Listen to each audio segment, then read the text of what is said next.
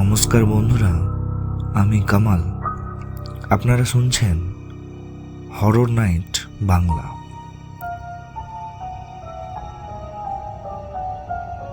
আজ যে গল্পটা বলছি, গল্পটা বলার আগেই গল্পটার শিরোনামটা দিয়ে শুরু করি। গল্পটার শিরোনাম হচ্ছে ওই ঘরটা খালি ছিল না। আজ যে গল্পটা বলছি এটা কোনো উপন্যাস নয়, কোনো লোককথাও নয়। এটা এমন এক অভিজ্ঞতা যার পর আমি বুঝে গিয়েছিলাম কিছু বাড়ি দেখতে খালি হলেও আসলে কখনোই খালি থাকে না।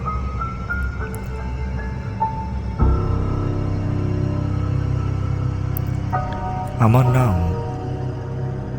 হেমন্ত ভোসলে। মহারাষ্ট্রের জালনার কাছাকাছি একটা ছোট্ট গ্রামে আমার জন্ম। আমাদের এলাকায় খরা ছিল নিত্যদিনের সঙ্গী। টাকা পয়সার অভাব লেগেই থাকতো, কিন্তু আমার বাবা ছিলেন জেদি মানুষ। পরিশ্রম করে আমাকে পড়াশোনা করিয়েছিলেন। পড়াশোনা শেষ করে আমি জল সম্পদ দপ্তরে চাকরি পাই। বাঁধ, নদী আর জঙ্গল এসব কিছুর প্রতি আমার ছোটবেলা থেকেই আলাদা টান ছিল। চাকরি পাওয়ার কিছুদিনের মধ্যেই আমার বিয়ে হয় সঙ্গীতার সঙ্গে। সঙ্গীতা খুব শান্ত স্বভাবের মেয়ে। ভগবানে বিশ্বাস করত, ভজন গুনগুন করত সারাক্ষণ। বিয়ের পর আমাদের জীবনের বেশ স্বাভাবিকভাবেই চলছিল, কিন্তু সরকারি চাকরি মানেই ট্রান্সফার। 4 বছর পর আমার পোস্টিং হয় এমন এক ঘন জঙ্গলের মাঝে, পুরনো এক বাঁধের কাছে।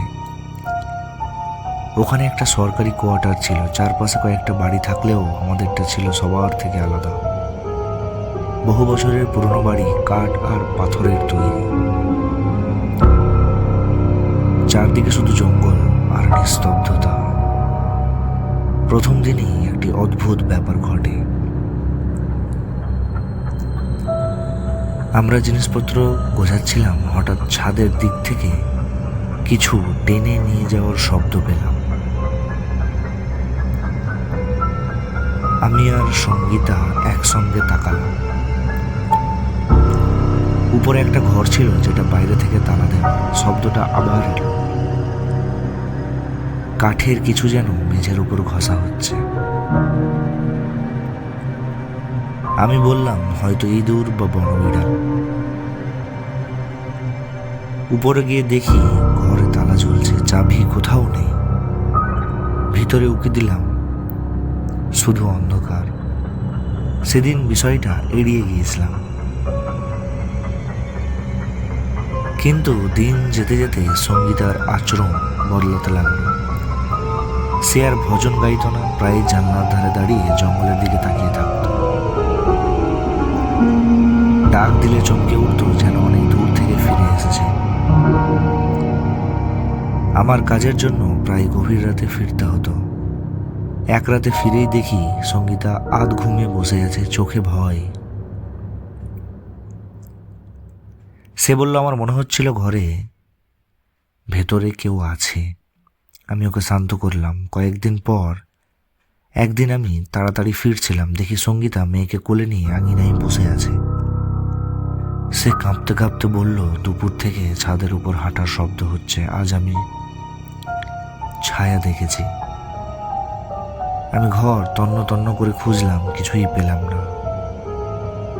সেই দিনই ঠিক করলাম উপরের বন্ধ ঘরটা খুলে দেখাবো।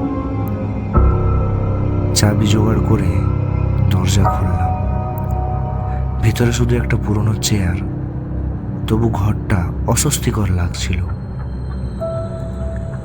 হঠাৎ উপর থেকে কিছু পড়ে চেয়ারে আঘাত করলো। একটা বড় ইঁদুর দৌড়ে পালালো। সঙ্গীতা তখনও ভয় পায়নি, কিন্তু আমি তখন থেকেই বুঝতে শুরু করেছিলাম এক রাতে সবকিছু বদলে গেল। আমি রান্নাঘরে দাঁড়িয়ে হঠাৎ উপর থেকে দৌড়ানোর শব্দ পেলাম। তারপর তীক্ষ্ণ একটা চিৎকার। দৌড়ে এসে দেখি সঙ্গীতা মেঝেতে পড়ে আছে। তার পিঠে একটা পোড়া হাতের দাগ। সে কাঁদতে কাঁদতে বলল কেউ আমাকে ধাক্কা দিয়েছে। আমি তখন আর অস্বীকার করতে পারিনি তার কথা। সে রাতেই আমি জানালা দিয়ে বাইরে তাকালাম। আঙিনার মাঝখানে একটা মেয়ের ছায়া বসেছিল। সে মেয়েটার ছিল লম্বা চুল, হাওয়া না থাকলেও চুল নড়ছিল তার। সে একটা অদ্ভুত সুরে গান গাইছিল। হঠাৎ সে মাথা তুলে তাকালো। তার চোখ ছিল না, চোখের জায়গায় ছিল শুধু গর্ত, ফাঁকা। সে হাসলো, তারপর দৌড়াতে শুরু করলো অসম্ভব গতিতে। ঘরের চারপাশে ঘুরতে লাগলো। আমি পর্দা টেনে দিলাম, হনুমান চালিসা পড়তে শুরু করলাম। হঠাৎ সব চুপ। তারপর দরজা খুলে গেল, একটা ছায়া ঘরে ঢুকলো।